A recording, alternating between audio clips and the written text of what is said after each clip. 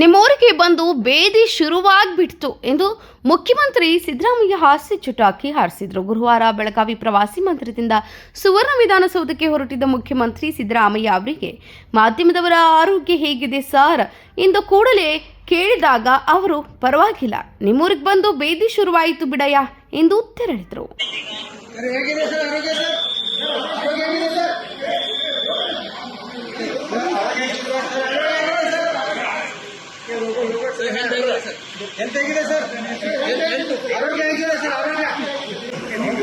ಆಗಿದೆ ಬಂದು ಬೇದಿ ಶುರುವಾಗೋಯ್ತು.